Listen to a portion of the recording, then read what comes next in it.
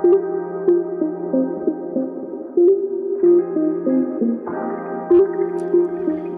everyone, and welcome to episode 12 of Project 39. Before we meet today's guest, just want to take a minute to say a couple things. First of all, I want to apologize for the length of time it's been between episodes. It's been a few months. This podcast is something I do as a hobby. I certainly don't make any money off of it, and sometimes I have to step away and take on some paying work, and that's where I've been lately. But I got that all wrapped up for now, and we're ready to get back to it. So I appreciate everyone sticking with me, and I thank you for listening, and let's get going again. So joining us today is a repeat guest. Got Gary Copeland with us. He was originally on episode 8, and he's coming back to sit with us again today. Gary, how you doing? Just fine, Brian. Good to have you here. Appreciate you coming out. Thank you. So what's been going on? So, let's, for people who maybe didn't catch episode 8, let's just catch them up. What's your position with the county? I'm a county councilman at large currently, and I'll just give you a quick intro of my family. I'm married to Trina Copeland, and I have 2 children, Britt and Brianne. And like I say, I've been in the county all my life. I was elected in 2020, and it's been a wild ride. It's been a fascinating ride so far. And I'm sure as most of your listeners in Jefferson County know, I hope they know, that I've been urged by some to run for commissioner, and I decided, and I filed, and I'm running for commissioner in the Upper District. Okay, and that's coming up. The primary's coming up May 3rd. May 3rd. Yes. Okay, today's April 24th, I think. So right. So and a little more than a week away then. Okay. And I might add that there's early voting if they wish to do it that way. Okay. At the 911 EMA building. Is that the one up on the new one up on the hilltop on? Yes. The Green Road or right, the railroad tracks? Yes. Okay. Uh-huh. And then you have Hanover Parks. Okay. You can vote out there early. Okay. And you can also vote at the courthouse early. All right. Yeah. It's pretty handy. Yeah. It used to be you had to get up and stand in line at 6 in the morning in the dark and everything. Yeah, it's got a lot more. Maybe it's getting too easy. It's got a lot more convenient. And, of course, the primary is May 3rd, so it's coming up on us fast. Yeah, it'll be here soon. So so you're a county councilman. And what prompted you to run for a county commissioner seat? Well, as much as I respect all the elected officials in our county and our city too, there's things that the county council and the county commissioners don't always agree on. We agree on a lot of things, Brian. We really do, and they're all respectful people, and my opponent's a good man. I just want to say that I'm not really running against him. I'm running against sort of a philosophy that maybe the commissioners have right now on some very important subjects. Mm-hmm. Okay. All right. And so you're running for commissioner of which district? You may have said, but I missed it. Okay. It's the Upper District, but the whole county votes on this. Okay. Yeah. So you're in the Upper District. You don't just run for that district. You run for that district, but the people of the entire county get to vote on it. Absolutely. Okay. These are always confusing. Yeah, I know. There's 7 county council members, and only 3 of us are county council at large. Okay. And that means we get voted on the whole county. Okay. Doesn't mean we're any better than the other county council members. It just but the other council members just run for their district. They have and districts. The people of that district vote for them. Yes. Commissioners is not like that. The entire county. The 3 commissioners, the entire county vote on the commissioners. Yes. Okay. All right. And you're running for the Upper District. Okay. So what's some of the pressing issues that's driving you to run? Is there anything you want to get into? Well, sure. I'll talk about some of the parliamentary procedure that we engage in. First off, I'm going to say, if elected, I think I can be a more proactive commissioner than, and I'll say it in general terms, than. And I hope your audience don't take this arrogantly, but than any commissioner, because I feel like I have enough new ideas that can help the commissioner board work more efficiently. Okay. with the county council and with the city of Madison, which encompasses, around 20,000 taxpayers who pay county taxes. Okay. Yeah. So as much as I feel for every county taxpayer, we have to include the city of Madison because it's their county seat, and they are very important to our economic engine, and as well as the rest of the county. It's just that we can't stay isolated with the county and the city, especially today in these times. Yeah.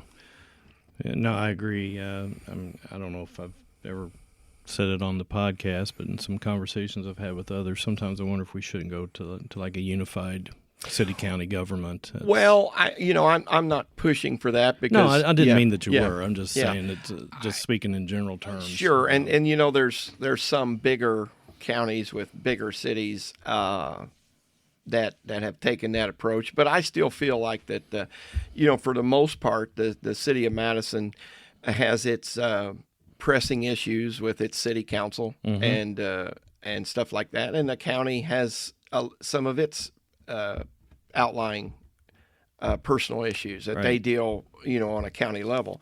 However, there's a lot of things today that we intertwine, and we can do a lot more stuff together collaboratively. Yep. Yeah. Okay. So one thing I have seen and talked to some people about, and I've never really seen a resolution or any final decisions on it, was some of this funding that's part of this American Rescue Plan. I know the county and city both were lined up to get a pretty sizable chunk of money. And has it ever been decided what's being done with it? Is that part of the county council? Or is that part of the commissioners, or who? Well, each county in the state of Indiana was given certain amounts of money. Jefferson County, it's to my understanding, was given $6.5 million. That's a lot of money. That's a lot of money, and I really feel like there's a lot of things that I agree that with the commissioners on when they're in their new proposal, but there's some things that I don't. Okay. And it's caused a little. What's the right word? A little contention at times, but that's in my opinion that's healthy, because it gives another side of the view, and you have to work things out.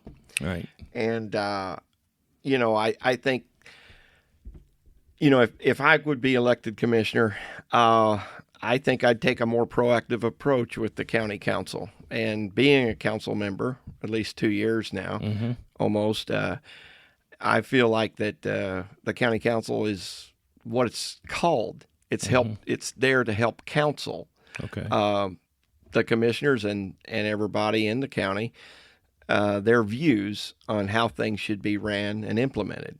Now, ultimately, it is true the commissioners will have the final say, but we have the ability to lay things on the table, and we only have so much time for the ARP funds to be used and implemented. And there's just some things that I feel like are more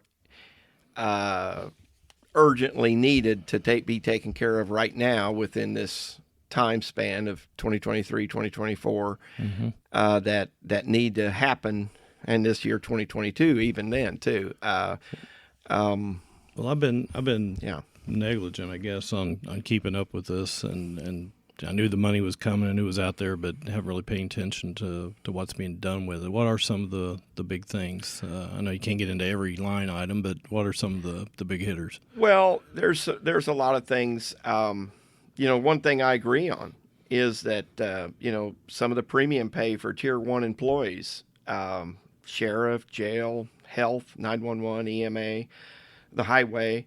The commissioners have proposed a $3 per hour increase. I'm okay with that.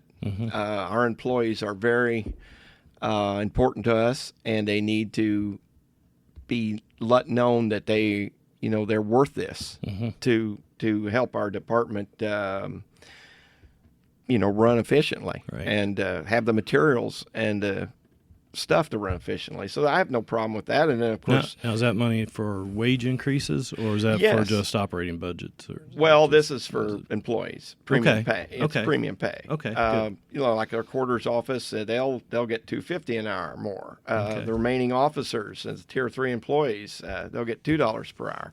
I have no problem with that. Mm-hmm. I'm a real stickler for, letting our employees know in the departments that I care about them, and I want them to feel like they're appreciated and needed. Right. I have no problem with that. There's been a lot of talk about how the water would be handled. Mm-hmm. Yeah. I felt like last fall we had a joint council and commissioners meeting. It got a little contentious there because I don't think anybody really knew for sure how it was going to be handled. Mm-hmm. The city didn't have their water rates ready, and of course the commissioners couldn't make a proposal until they knew what they was going to do. But there was a lot of pretty big hints that if perhaps the city of Madison didn't get a portion of a pretty big portion of our funds for this, that our water users' rates would go up. Okay. And, I'm on a water board myself. Now, why does Madison dictate the water prices? Well, because the water flows through Madison for about 3/4 of the county. Okay. So Madison does the treatment and distribution? It drinking water. It moves the water to like Rikers Ridge, DuPont, Canaan. And with all due respect to the water boards, the commissioners are going to propose a certain amount of funding for these water boards. And I'm not really, I want these water boards to be strong, but in my opinion, they're built to take care of themselves. Now, they absolutely have the right to ask for help, but the city of Madison, if we'd have give them maybe the lump sum of what we proposed, which was much bigger than the sums that the water boards are going to get to do some infrastructure, and I understand that. But if we'd have given the lump sum to Madison, the water user would have not had his or her rates raised that high. Okay. Now, I'm not saying that there wouldn't have been some raises in the water bills and stuff like that, but it was, I felt, and I feel like that the majority of the council at that time felt like, and I'm not going to put anybody on the spot because this is just me talking today, that we could have helped the water user, and that's the guy and gal that's struggling to get by, and to them, that a high increase is, who needs it? Nobody needs it. Yeah. So if we have the power to help them individually, which is the whole 3/4 of the county, then we should do that. Okay. And so me and the commissioners were kind of at odds on that. I respect their opinion, but I also feel like it was very important for us to go to bat for the other side. Mm-hmm. And I will mention, like Hanover and Kent, those people get their water from Stucker Fork out of Scottsburg, correct?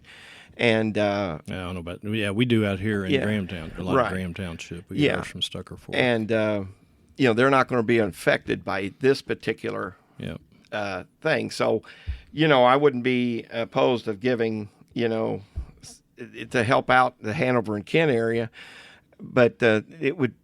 They're not going to be affected as much from the water rates as the 3/4 of the other county are. That's coming through the Madison water utility. And that's, like I say, that I'll get to it, but that's where it's going to be another county council, county commissioner joint session meeting, and I believe that's May 10th. And whether I'm a councilman or a commissioner, I'll still be engaged in that. Okay, yeah. All right. So where else is some of the ARP money going? There's like highway department equipment. They're proposing about $500,000 to go to the highway equipment, and I'm all for. I want to help. $500,000 doesn't go very far when you're buying that kind of equipment. No. So there's ways that we can divert other money to help the highway department, and there's a lot of roads. The roads are always an issue, Brian. Yeah. They're always an issue, and some people do have some real quality county roads, but the county, it's very expensive to pave roads anymore. And we have to be very careful. I understand the pressure the commissioners are under. It's very expensive even to seal and chip a road. Yeah. But, if we have a chance to move some money from something else, which I'll get to here in a minute, to help the highway department, I'm all about that. Okay. And I'm not so sure, maybe in this joint session, we can work this out, just like we can work the water out. I don't know, but I hope. I'm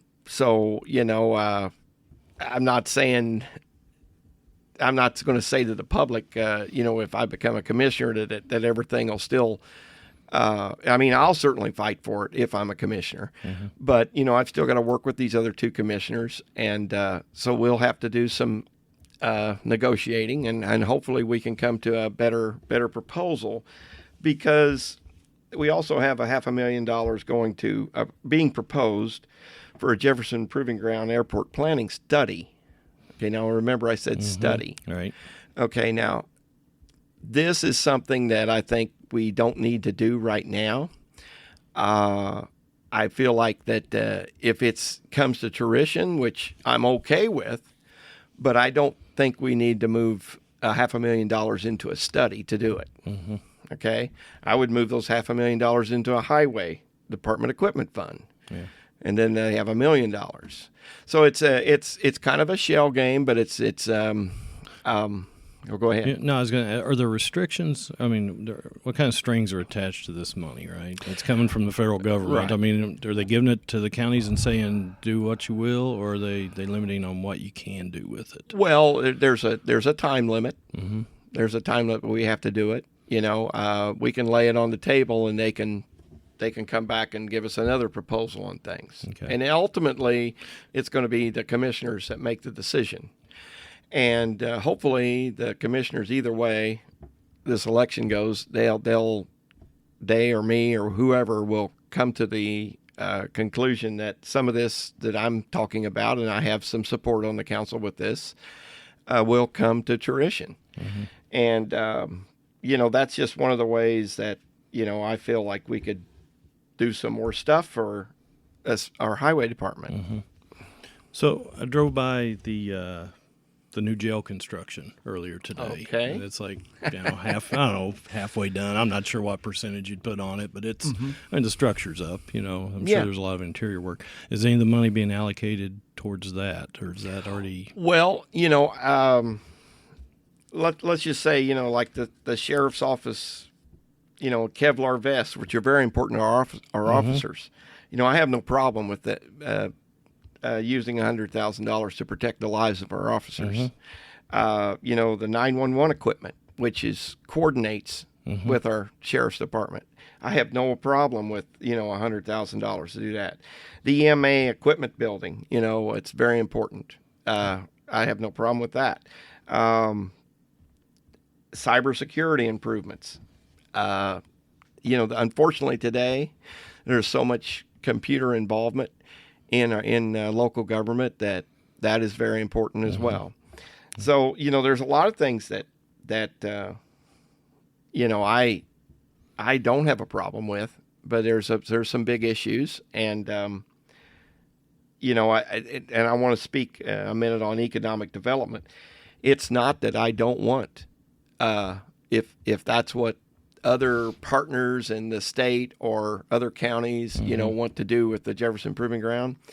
But I don't want these funds going to that study. And I'll stand on that. Yeah. You can do a study for a lot less than that. Yeah, that's a lot of money. That's a lot of money. And I feel very strongly about that. Yeah. I don't know, might put you on the spot. What's the driver on that? I mean, especially with the improvements that have been made at the municipal airport here in town lately. Right. There's a lot of people say we've already got an airport, so that's going to be in the conversation piece. Yeah. I've not had the transparency to get all the facts on this, so I have to be, kind of careful what I say. But I will tell you that if this is to come to fruition, it's going to take years for this to happen, and a lot of money. And I'm not sure our county, even though I'll be okay with this. I don't want, I don't know if our county can handle that kind of, money hit without major help. And there could be major help from the state or whoever. And that's fine. It's just I don't think we need that for a study. Yeah, can't really disagree with you there. Did you want to talk a little bit about economic development? You mentioned that. Yeah, where were we going with that? Well, I have made proposals, and this is one of the things I'll do if I'm a commissioner. I will pursue economic development. I wanted to pursue economic development as a county councilman, and I've had ideas, and I realize I only have so much power as a county councilman. As a commissioner, there's a lot of things we can do immediately to try to get subsidiary business into the industrial park, and not really hurt our existing businesses in the county, which are doing well so far, even with the what they've had to undergo with inflation and everything. So I want them to be strong, and I want if we could get new subsidiary businesses from perhaps River Ridge. I've talked to a Clark County commissioner, and he's invited me up there to talk about this, so we could see if we could get this going, because I want that industrial park to hum. I've wanted it to hum ever since I got in there, and I'm going to continue to push for that. If I have to go up there, personally, and be the liaison for that, I will do it. I have no qualms about that. And you're talking about the property between Clifty Drive and what's that, Hutchinson? Yes, and it's kind of over there. The railroad track bisecting. Okay. Not far from where the new jail will be completed. Okay. And you talked about you went past the new jail. It's going to be quite a facility. I was not in the mix when that got brought up, but you have to make the best out of this situation. And so here we go. We're going to try to make the best out of the situation. I've always voted for everything that the sheriff has needed and his employees. I've not held back there because I feel it's very important that we have a safe county, city, and neighborhood, and throughout the county. It's just that I will say this, I'm not in favor of raising any property taxes for the completion of the jail. Okay. Now that may or may not be proposed, but this councilman or commissioner, whatever I end up being, not in favor of that. So I would want it to come from a different source. Okay. Such as like the county income tax? I mean, we've got one of the lowest county income taxes in the state. Well, I there's a plethora of ideas how that could be done. I mean, we've had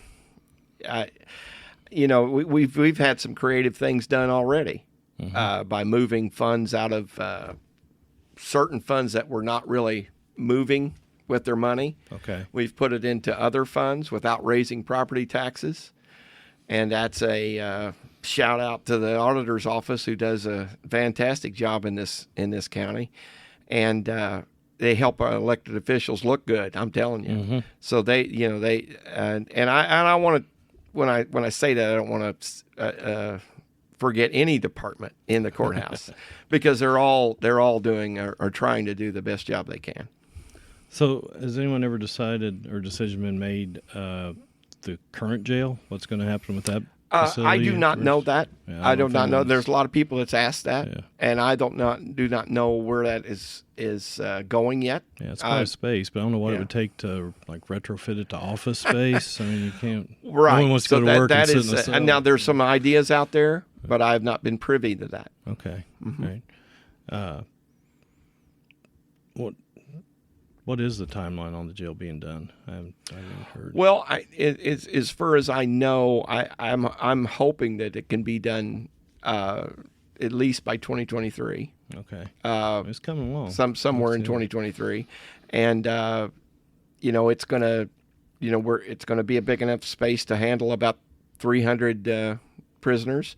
And some of these prisoners are going to come from other counties. That will generate funds, right, for the jail. But like I say, it's not completed yet, so we don't know how much more we're going to need for materials and stuff. I do believe, I will say this, that from what I've seen, I think the commissioners are trying very hard to limit the increases that it's going to take to complete it. Okay. So, I'm not really complaining about that, other than just I don't want to see any property taxes raised for the completion of it. Okay. And then let's circle back. You were talking about economic development. So what you speak about River Ridge, and there are some manufacturing places, but a lot of distribution down there, which would be ideal with our not being, access to the interstate and all that. But so what are you kind of envisioning trying to attract to the county? Whether it be warehouses that may employ 50 people, staging areas for semis. Even though we're not an interstate, we're close to interstates, Brian. Yep. We're close to I-65. We're close to I-71. And stuff like that. And there's businesses who need, they're growing, at least for now they're growing, and they need extra space and places that they can divert trucks and stuff like that. And getting back to JPG, that may be a great thing, but that's going to take a lot of time to happen. Yeah. Okay, this is something we can do now, and we can employ our people in Jefferson County who need other opportunities, where that keeps the pressure off our existing businesses to try to hire more people than they need to because of costs and stuff like that. If we have other opportunities that don't hurt our existing businesses, why wouldn't we want to do that? Right. Okay. And so that's where I stand on that, and I will push for that. Well, I think I don't know if anyone. Well, there's probably a few out there that are against more economic development. But one thing, it's just personal opinion. When communities just give away the bank to attract a business, and that just, to me, that you're saying we're and I understand everybody does it, but to me it just says we're just going to put it on the backs of our citizens then to fund your business coming to our community. And I'm going to try. If I have anything, does that make sense? What I'm saying? Yes, it makes sense what you're saying. I understand abatements, and I understand you got to attract industry or businesses, but when we just give away the house, it just seems like we're just saying, okay, we'll let the people who work there. It's like a tax on top of the people working there. Right. You're paying to get your job. Right. The city of Madison has a new economic development director. Definitely, I would be, as a commissioner, in touch with him constantly on that.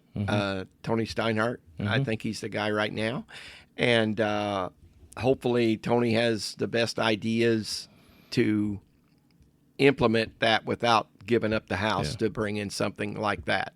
I'm not saying we're going to get a Honda or anything like that in that industrial park, but we've got to get some things that hire 50, 75 to 100 people, maybe 2 or 3 or 4 or 5 of them that can give jobs to young men and women or any age that wants to work. Right. And their money goes back into our county. They go to our grocery stores, they go to our gas stations, they go to our tourism situations in Madison and so on, and help our what's left of our independent businesses in the county. So that goes back in. I know it doesn't seem like. No, I get it. It just yeah. I don't know. I understand your personal. It's a Well, personal you got to pet balance. peeve You of got to mine. work. I know. That's where you got to work to balance that. And the companies come in and hold that over your heads. Absolutely. Because if you don't give it to me, the next county over will. Mm-hmm. You know, and that's where you end up. And I get it. It just, to me, it's a little. Yeah. But revenue can move that Right. way too. Yeah. You know, if you got more people working, Mm-hmm. then you're gonna more money's gonna be flowing. Right. And that gets me. I will say this, and I said this at the Red Bicycle Hall. I've served on one of the tourism boards. I was put on there in 2020, and really not an expert at all on tourism, but I feel like that they've come out of that. I've got to watch them come out of it, and they've showed me that their interest in tourism is real Mm-hmm. and defined, and they know how to make money. We made about not the exact total, but around $537,000 profit in innkeeper's tax per se, and on the for tourism and stuff like that, and that is an entity. Mm-hmm. You have to equate that into our count, in the city of Madison. It's a big entity. So, like I say, I'm trying to help it stay afloat, and the rest of our people that, want a job at the same time. It's a big boulder to lift, yeah. but they deserve the elected officials helping them as just as much as I can help other people, right. Who are maybe not interested in that, but just want a job. Right. No, I get it. So we've got, we got rescue plan money. We've got jails. We got water. What else is going on? Well, and real quick, I'll run through the fact that I'll get back to parliamentary procedure. Okay. I meant to That's go back, such a fascinating topic, yeah, but let's get back to into that. It. Yeah. To work things out, I mentioned this earlier at a speech or two that, and you have to do everything in accordance with the State Board of Accounts. Mm-hmm. Okay, they will say how many people can be in a meeting, when the public has to be in a meeting and stuff like that, and some people say we have too many boards on too many things. Mm-hmm. I being in government, I would almost disagree with that. I think these boards are very important. Some of them are volunteers who take their time for no pay to come in here and and be a voice, which is very important in our county. So God bless them. But I would like to create subcommittees, as long as it's in accordance with the State Board of Accounts, to work some of this stuff out. So when it comes to a vote on some of these big issues, we're already, the commissioners, the head officials at the city, the council, city and county council, are well briefed, and they know everything. The dockets are ready, so all transparency has been completed. Okay. But before now there'll still be yays and nays. That's fine. But we won't have the contention that we've had in the past, and even when I've been in here. And that transcends political parties. Okay. It's something that can help us work more efficiently and more quickly to move past something. We don't need to drag things out this long. We need to get it done quicker and move on to the next battle. And if you have these people that we could bring in, whether it be elected officials or people from our community, to iron out these things and get it ready for a quicker vote, then you don't drag things out. Okay. And you avoid delays. Okay. And you move on. I see what you're saying. Yeah. Kind of a bottom up, feed it from the bottom up. Right. And it's actually easier for the commissioners. Paralysis by analysis. Right. And the council or the city to be able to say, okay, this is what we've worked out, and this is where the vote lies. Mm-hmm. Let's vote on it. Yeah. And let's not be scared to say yay or nay, and let the vote speak for itself, and let that stand. And that's what election's for. If the public doesn't like, how we handled that, at least they'll know we did it quicker and more efficiently, and got on to the next thing. Yeah. Well, and I see your point. And you really get a more of a notice from your state representatives and stuff like that, because they say, "Wow, you're in agreement. This is where you came to. Maybe not everybody was in agreement, but you've solved this issue. So now you're coming to us now, for some answers. For the next thing, yeah. And they say, well, Jefferson County's really got it going on, yeah. and we're close to that. Yeah. We can get to that point.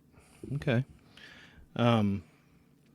So hopefully people are picking up a few things that we're talking about here, and hopefully it'll spur some interest. I know I need to do better on paying attention, but life gets in the way, right? Well, yeah, everybody's busy, and it's our job. We're elected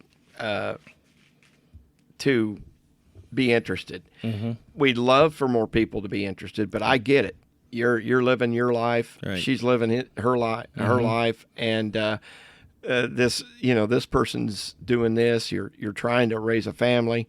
You're trying to take care of the kids in their sports and stuff like that, or music or plays or whatever, and you're busy, so busy that you ain't really got and I get that. You don't have to be super in tune, but it's good that I would like to have more forums out in the community. I agree. So when people are interested in something that will save them money or will affect them directly, they have a forum to voice their opinions. Yeah. And that means a lot. I mean, that's when you put pressure on elected officials, and we should be put pressure on. Hey, are you going to do something or not? Yeah. No, I agree. And can't be too much transparency there either. Right. I mean, no, there's always everything's got to be public record to talk about. But that's why we go out and ask for your vote. Vote us in, vote us out. Be involved. Yeah. So that maybe you get your voice heard. Hopefully. Yeah. No, I agree. I agree 100%. So primary's coming up in, I don't know, roughly 10 days or so. If people have specific issues they'd like to bring up with you before the primaries, or just give you some feedback or anything, how can people get a hold of you or your campaign? Well, I've got a flyer that I'm trying to pass out to everybody. It's on Facebook as well. I'll scan that in and see if I can get it somehow in the show notes too. So well, sure. If you're okay with that. I'm okay with that. That's just up to you. But they can call or text me at 812-701-8544. Of course, that's my cell phone number. They can also email me at gcopeland20@icloud.com. And that's also in the county website, which is well done. All our numbers or stuff like that. And they can follow me right now on Facebook. I have a page, and I've not got a lot of money in this game because I'm limited, but I'm not worried about that. I'm just trying to get out as much information as I can. That's about the way you can get a hold of me. And I will make time for you if I don't lose my voice. I will make time. No, that's awesome. I'll get all those phone numbers and emails and everything, and we'll be sure to include that in the show notes so everybody can get a hold of you. And just, I don't know if I feel the need to say this. I mean, Gary is a friend, but this is not an endorsement. This is just, I'm trying to give a platform to anybody that wants to come talk. Anybody else that's listening that is involved in a race, or it's a little late for the primaries, but coming up on the general, be glad to sit down and give you a chance to do the same here too. So absolutely, I would encourage that. But all that being said, I wish you the best of luck, Gary. So. Well, thank you. And I might say that as we kind of wrap this up, that this is a very important primary. They're all important. I know it's a midterm. I know it's not a general election. Yep. And some of us, unfortunately, have been campaigning. I feel like I've been campaigning for 2 years. Non-stop for 2 years. Yeah, and I'm but that's part of the burden that comes with this. I'm okay with that. But there's a lot of important races. There's a sheriff's race. Yeah. That we have 3 on the Republican Party, and I think we have 1 on the Democratic Party. I know we do. Yeah, well, I know we do. I'm not going to mention names here, but you know, talk to these candidates, all of them. Make your decisions. You know, seek them out. They probably want you to seek them out. I'm sure if people go the hassle of putting their name in and doing everything that they gotta want and it, you know, ask them their views, challenged. because whoever the next sheriff is, or whether it's the existing sheriff or it's a new sheriff, they're going to be handling this jail. Yeah, and that's a big and the big first thing. hands-on is really going to set the tone for absolutely for years. Probably, it's a how new that jail's going to be ran. So that's right. It's a big thing. And you know, like I say, get with us. Yeah, we'd love to talk to you. At least I am. I feel that way. Yeah, I really believe you do, Gary. I can tell as we're sitting here talking. Yeah. I mean, just you know, you can see the excitement. And that you have for if this. I don't, you know, give you everything you want, at least I tried. That's right. That's why we have elections, right? That's right. Right. Absolutely. That's why we do it. So, Gary, I appreciate you coming out here. I know it's a long drive from the other end of the county, but I do appreciate it, and I wish you all the best and good luck. All right. Thank you, Brian. All right. You take care. You bet.